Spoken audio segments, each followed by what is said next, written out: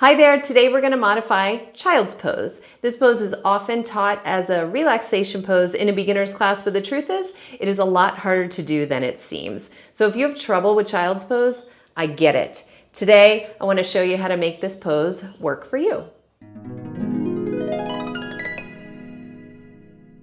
I bet if I took 10 random strangers off the street, rolled out a yoga mat, and said, drop and give me child's pose, 6, maybe 7 of them just wouldn't be able to do it. It looks like a simple and relaxing pose, but it actually takes cooperation between 3 areas of your body: your ankles, your knees, and your hips.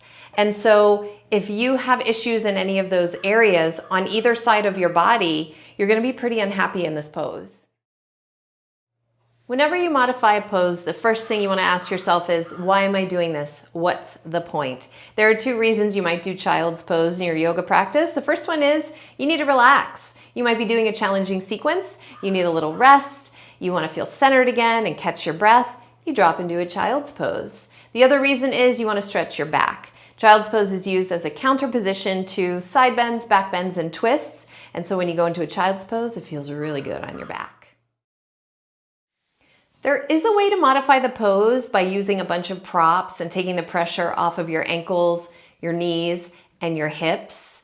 And that's great if you're in a restorative yoga style of class where you're gonna be in the pose for 5 minutes or more.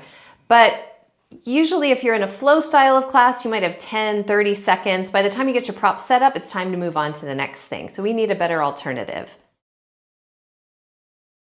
Some folks are comfortable sticking their butt way up in the air like an actual kid does sleeping in their crib. But if you don't like having pressure on the knees, this isn't a good option to you. So I recommend you do something really simple. Just flip over onto your back. Pull your knees to your chest. Take a moment there. You can flip back over and keep going when you're ready.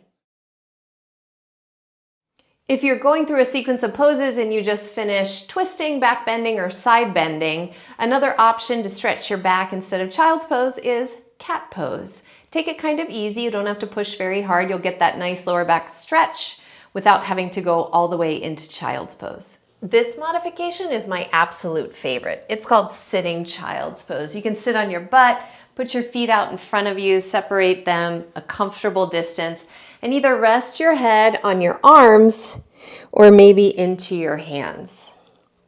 If your body weight is falling more backwards than forwards into your hands or arms, then I would opt for the version going down onto the back.